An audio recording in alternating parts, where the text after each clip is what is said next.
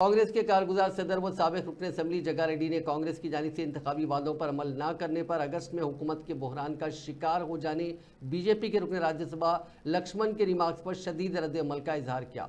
उन्होंने पार्टी के हेडक्वार्टर्स गांधी भवन में मीडिया से बात करते हुए सनसनीखेज बयान देते हुए कहा कि बीआरएस पार्टी के 25 और बीजेपी के 5 अरकान असेंबली जल्द ही कांग्रेस में शामिल हो जाएंगे, जिसके बाद रियासती असेंबली में कांग्रेस के अरकान असेंबली की तादाद बढ़कर 90 से ज़ायद हो जाएगी। उन्होंने पूछा कि जब अरकान असेंबली की तादाद 90 से ज़ायद होगी तो फिर कांग्रेस हुकूमत किस तरह गिरेगी।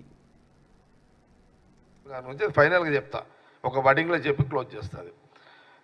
అచ్చా బీఆర్ఎస్ గవర్నమెంట్ కాంగ్రెస్ లో విలీనం అవుతుంది।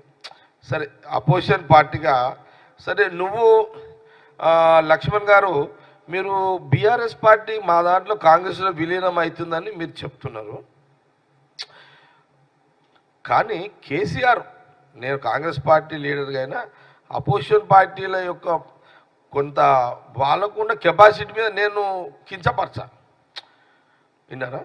ఇప్పుడు కేసీఆర్ అనేవాడు పూర్తిగా రాజకీయంగా పరిపూర్ణత చెందిన ఒక నాయకుడు, 10 ఏళ్ళు గవర్నమెంట్ ఉన్నాడు, ముఖ్యమంత్రిగా ఉన్నాడు, ఎందుకు విలీనం చేస్తాడా?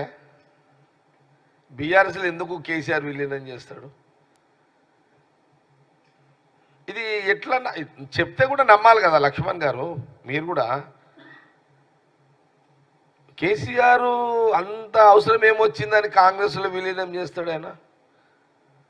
అది నా లెక్కలో అది రాంగ్ స్టేట్మెంట్ లక్ష్మణ్ది। ఆ రాంగ్ ఎందుకు అనేది నేను ఫైనల్గా క్లోజ్ చేస్తాను నాకు లక్ష్మణ్ని, దట్ ఈస్ రాంగ్। కాకపోతే ఒక ఛాయిస్ ఉంది, అందులో ఉన్న ఎమ్మెల్యేలు మనసు మార్చుకొని రావచ్చు,